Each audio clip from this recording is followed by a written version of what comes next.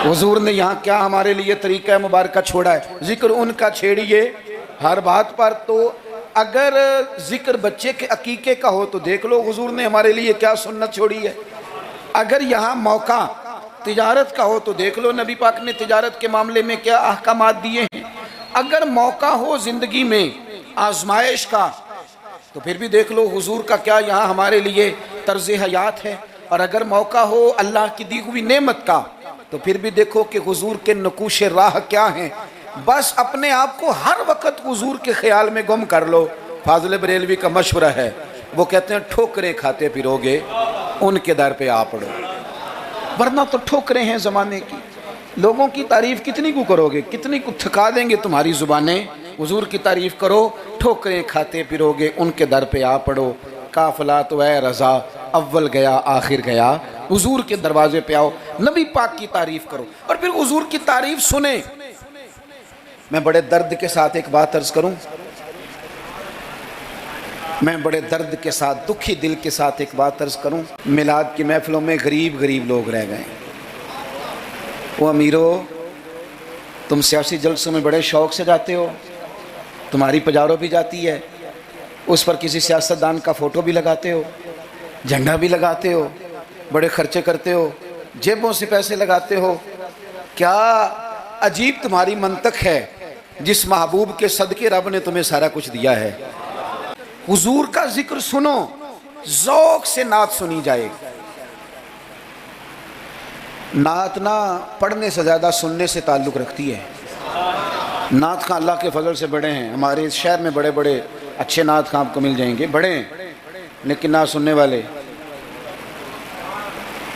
चलें नाराज़ किसी ने होना है तो वो हो जाए। जो बड़ी बड़ी महफ़िलें कराने वाले लोग हैं उनमें से भी अक्सर अहबाब ऐसे हैं जिन्हें महफ़िल करानी आती है, नात सुननी नहीं आती। महफ़िल कराना और है, नात सुनना, ये सुनना एक कमाल है। अब मैं जो अगली बात करूँगा वो शायद आपके लिए और ज़्यादा खुशी का बायस बने। नात पढ़ते सहाबा थे, सुनते मदीने वाले महबूब। आप सुनने का दर्जा तो देखें ना, कितना मामला मुनफरद है। हुजूर के जिक्र को सुनना, नबी पाक की बात को, ये मुनाफिकों का तरीका था कि हुजूर की बात जब होती थी, नबी पाक जब बात करते थे तो वो खेल कूद में लग जाते थे। हुजूर की बात ना सुनते, सुनने ना देते ताकि किसी पे असर ना हो जाए। मोमिन क्या करता है, आला हज़रत फाज़िल बरेलवी यहाँ भी सबक पढ़ाते हैं। वो कहते हैं अर्श पे ताज़ा छेड़छाड़, अभी ताज़ी ताज़ी बातें छिड़ी हैं नबी पाक की अर्श पे, अभी फरिश्तों ने नया कलाम छेड़ा है हुजूर का। कहते हैं अर्श पे ताज़ा छेड़छाड़ और फर्श पे तुरफा धूम धाम। वहाँ हुजूर का जिक्र छुड़ा हुआ है और यहाँ तो धूम मची हुई है, गुलामों ने मचाई है। अर्श पे ताज़ा छेड़छाड़, फर्श पे तुरफा धूम धाम, बस कान जिधर भी लगाई ये तेरी ही दास्तान है।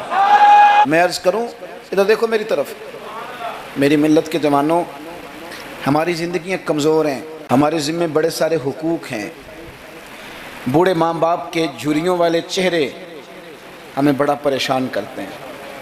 कई घरों में बहनें हैं, वो आते जाते उनके दुपट्टे का वक़ार बरकरार रहे, ये हमारे दिलों में ख्वाहिशात चमकती हैं। बेटी छोटी सी भी आंगन में दौड़ रही हो तो बाप ना छोटी बेटी देख के भी कहता है अल्लाह नसीबा अच्छा कर दो, अल्लाह इस पे रहमत करना। ऐसे ज़माने की हमारे ज़िम्मे ड्यूटियां हैं, उन ड्यूटियों के लिए ना हम अपने घर से निकले हुए हैं। कोई मजदूरी करता है, कोई मेहनत करता है, कोई इधर जाता है। उस रास्ते में ना हमारा कई लोगों से वास्ता पड़ता है। कुछ हमसे अपने कसीदे पढ़वाते हैं, कुछ तारीफ़ें करवाते हैं, कई झूठ बुलवाते हैं। कई कहते हैं तो ये वाला काम कर फिर नौकरी मिल जाएगी, कई कहते हैं तो मेरे साथ लग जा, तू कह कि मैं बड़ा अच्छा आदमी हूँ तो शायद मैं तुझे किसी यूरोप के मुल्क का वीज़ा दिला दूँ। ये झूठे हैं सारे, ये झूठी तारीफ़ कराएंगे, तेरी ज़ुबान को धोखे का आदी कर देंगे, तेरे मिजाज के अंदर ऐसी चीज़ें भर देंगे जो तेरे लिए नुकसान का बायस होंगे। ये तुझे पुतली का तमाशा बना देंगे, रिमोट कंट्रोल बना देंगे। ये दुनिया थका मारती है, ये इतना देते नहीं जितना परेशान करते हैं। याद रखो ये सारी चीज़ें धोखा हैं। दुनिया में एक दरवाज़ा ऐसा है जिसकी तारीफ़ करो ना तो दुनिया भी आखिरी हद तक मिलती है और आखिरत में तो खुदा फिर फजल ही बड़ा फरमाएगा। اور وہ دروازہ ہے مدینے والے محبوب کا، وہ نبی کریم کا دروازہ ہے۔ حضور کی جو تعریف ہے نا، جو نبی پاک کی چوکھٹ کی تعریف کرنے والے ہیں، حضور کے دروازے کی جو تعریف کرنے والے ہیں نبی پاک کی، ان میں سادے سادے لوگ بھی ہیں۔ مجھے نہیں پتا کہ زیادہ سریلا ناتھ خاں کون ہے، مجھے نہیں پتا آج کل زیادہ ریٹ کس کا ہے، میں نہیں جانتا، لیکن ایک بوڑھی سی اماں مدینہ شریف میں، سادی بالکل اور ان پڑھ بھی جملے پنجابی کے بھی ٹھیک نہیں ادا کرنے آتے۔ میں حضور کی بارگاہ کی حاضری دے کے آ رہا تھا تو بالکل باہر مسجد نبوی شریف کے جنگلے سے باہر نکل کے وہ بوڑھی اماں، سادے سے کپڑے، پنجاب کی تھی، کسی گاؤں کی تھی، اور عمر بھی بہت زیادہ تھی۔ اس کے سادے سے جملے وہ دور بیٹھ کے نا، چونکہ قریب تو خواتین کا آنا درست ہے بھی نہیں اور وہ آنے بھی نہیں دیتے، پیچھے باہر ہم نکلے بازار میں تو وہاں نا شاید کسی کا انتظار کر رہی تھی، بچے نے وقت دیا ہوگا کہ اماں تو یہاں بیٹھ جانا تو میں آ جاؤں گا، تو وہاں بیٹھی تھی۔ چلیں، میں نے بھی بہت سارے نعتیں سنی ہیں الحمدللہ، سنتے رہیں گے جب تک زندہ ہیں، پر اس بوڑھی اماں کے نا 2 جملے 2 فکرے، پھٹ گیا میرا کلیجہ، اور کئی دن میں روتا رہا۔ وہ اپنے لب و لہجے میں نا، اپنے انداز میں، سادے کپڑے اس کے اور سادہ پرانا دوپٹہ، اور زمین پہ اسی طرح بیٹھی تھی جس طرح غریب لوگ بیٹھ جاتے ہیں روٹی کھانے کے لیے، مزدور بیٹھ جاتے ہیں۔ پتہ کیا کہہ رہی تھی؟ نعت کیا پڑھ رہی تھی؟ کیا اس کا انداز تھا نعت پڑھنے کا؟ وہ کبھی دیہاتوں میں سادی عورتیں جس طرح بات کرتی تھی، ہماری بوڑھی مائیں اس طرح وہ بات کر رہی تھی، اور اشارے کر کے نا مدینے کے در و دیوار کی طرف اپنا مزہ پورا کر رہی تھی، کہہ رہی تھی ویکھو نہیں ویکھو۔ اس کا لہجہ ہے، ادھار لے کے بات کر رہا ہوں، اس کا لہجہ ہے، اس کی بات ہے، اور شعر میں وزن کیسا ہے اور جملے کی ترتیب کیسی ہے یہ شاعر بتائیں گے۔ مجھے تو لطف آیا تھا تو میں بات آگے نقل کر رہا ہوں۔ وہ کہہ رہی ہے اور وہ مطلب عوام کو متوجہ نہیں کر رہی، وہاں تو ہے ہی کوئی نہیں، اکیلی بیٹھی ہے، اپنا ذوق پورا کر رہی ہے، اور لگتا ہے کہ وہ نا، مجھے یوں لگتا ہے کہ جیسے نا وہ حور و غلمان کو متوجہ کر کے کہہ رہی ہے، اور اس کی آنکھوں میں آنسو ہیں۔ تھوڑی دیر اتنا روتی ہے کہ آواز بھار آتی ہے اس کی، پھر دوبارہ بات شروع کرتی ہے، پھر اپنے پلو سے آنسو پوچھتی، کہتی کیا ہے؟ کہتی ہے ویکھو نی ویکھو کڈے کرم کمائے سوں، میرے جے گندے مندے بھی در تے بلائے سوں۔ آ ویکھو نی ویکھو، ویکھو نی ویکھو کڈے کرم کمائے سوں، اب میرے جے گندے مندے بھی در تے بلائے سوں۔ تھوڑا چاچ جانا چاہیے حضور سے پیار کرنے کا، تھوڑا نا چاچ جانا چاہیے، تھوڑا طریقہ ہونا چاہیے۔ اس کے لیے مہنگی محفل کی ضرورت نہیں، اس کے لیے ذرا ذوق کی ضرورت ہے۔ اس کے لیے میرے پاس نا، میں چھوٹا آدمی ہوں لیکن کم از کم 100 مجھے روز پیغام ملتے ہوں گے کہ پیر صاحب ٹائم چاہیے، پیر صاحب ٹائم۔ اب تو میں کئی دفعہ اتنا مجبور ہو جاتا ہوں کہ سوچتا ہوں یار میں چھوٹا آدمی ہوں، یہ مثلاً کیا کس حد تک انسان جو ہے وہ چلے گا۔ فجر کے بعد میں نے بیان کیا، زور سے پہلے میں نے بیان کیا، زور کے بعد میں نے بیان کیا، ابھی بھی میں بیان کر رہا ہوں۔ پر میں اپنی حیاتی تو قربان جاواں، میری تے محمد محمد پکیندے گزر گئی۔ ہے بڑا مزیدار کام۔ بڑے لوگ ٹائم لینے آتے ہیں، بڑی بڑی سفارشیں، کہتے ہیں انٹرنیشنل ہماری محفل ہے، انٹرنیشنل محفل ہے، فلانا بھی آیا، فلانا بھی آیا، فلانا بھی آیا، اتنے عمرے کے ٹکٹ، اپنا اپنا ذوق ہے، یہ بھی اچھے لوگ ہیں، کمال بات ہے۔ ایک دور سے جنوبی پنجاب سے بوڑھے بابا جی آئے، ان کو نہیں زیادہ، یہ بڑے سلیقے سے لوگ آتے ہیں، سفارشی رکے بھی لے آتے ہیں، اور بھی بڑی چیزوں کا پتہ ہوتا ہے، کس اینگل سے جائیں گے تو کام بنے گا، سارا سلیقہ آتا ہے۔ لیکن وہ کسی نے کہا تھا کہ لگا جدوں میدان ازل دا تے لوکی چوراں وانگ سدھائے، کسی نے لوٹ لی علم دی دولت کوئی میر فقیر بنائے، آزم ویخ مقدر ساڈا اسی عشق خرید لے آئے، تے کسے دے سر تے تاج امامت اس علم پڑھاون سکھیا ہے، تے کسے نے پہنے فقر دا چوغا انہیں زہد کماون سکھیا ہے، آزم ویخ مقدر ساڈا اسا یار مناون سکھیا ہے۔ اپنے اپنے نصیب کی بات ہے۔ وہ بڑے لوگ آتے ہیں، میں آپ کو جو بات جہاں آپ کو کھڑا کرنا چاہتا ہوں وہاں آئیے گا۔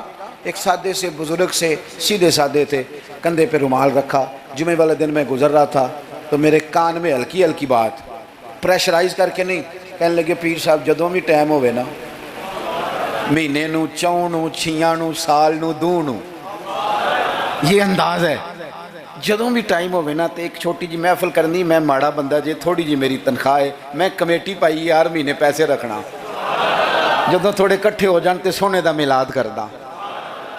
बड़ी बड़ी मैंने तकरीरें सुनी हैं, बड़े बड़े बात सुने हैं, हुजूर की मोहब्बत पे कलाम सुने हैं, मज़ा आ जाता है। लेकिन ये भी कलाम था हुजूर की मोहब्बत का। मैंने पलट के ना सर से लेकर पैर तक वो बाबा देखा, उसके नक्शो निगार देखे, उसके लबों की सादगी देखी, उसका लहजा देख के मैंने कहा चाचा जी तुसी टाइम छड्डो, दसो जलसा किदन करना है। क्यों? इसलिए कि यहाँ मोहब्बत ज़रूरी है, प्यार ज़रूरी है, यहाँ वफा देखी जाती है, यहाँ दिल का जज्बा देखा जाता है। बारगाह रिसालत माब में न लफ्ज़ों के तराशे, न तेरी आवाज़ का तरन्नुम, न तेरा झूमना, न तेरा तड़प आना, न तेरा महफिल में सच्चा झूठा वज्द करना, इनमें से कोई चीज़ काबिल कबूल नहीं। वहाँ तो देखा जाता है तेरे सीने में मेरे महबूब की मोहब्बत कितनी है।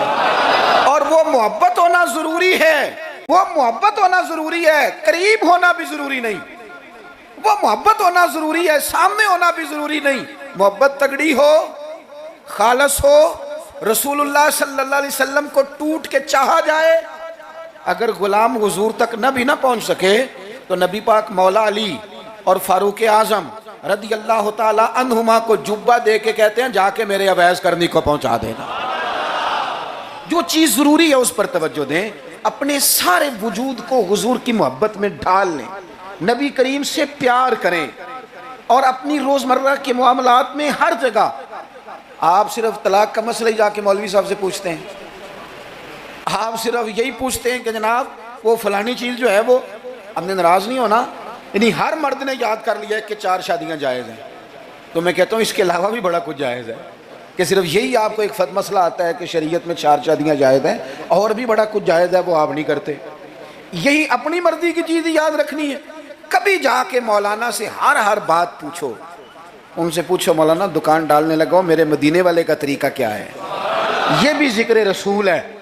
आप अपने अल्लामा साहब से, खतीब साहब से पूछें कि रब ने मुझे बेटा दिया है, नाम किस तरह रखूं, मैं उसके सार के बाल किस तरह उतरवाऊं, अकीका किस तरह करूं, मुझे बताएं। ये भी तो हुजूर की सुन्नत है, ये भी तो जिक्र रसूल है। आपको मेरे भाई कुल वाले दिन अगर हुजूर की नात याद आ रही है तो बेटे की मेहंदी वाले दिन क्यों हुजूर की याद नहीं आती। हर मकाम पर नबी पाक का तज़किरा, और शौक से और ज़ौक़ से और तड़प से और कैफियत के साथ, खाली नारे नहीं।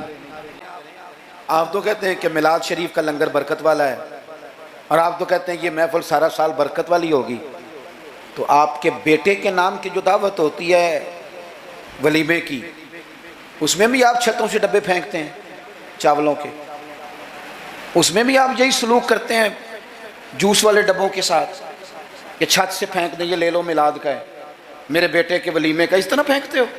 तो ये हुजूर के मिलाद के साथ ये हाल है। आप वहाँ भी आपने नाराज़ नहीं होना।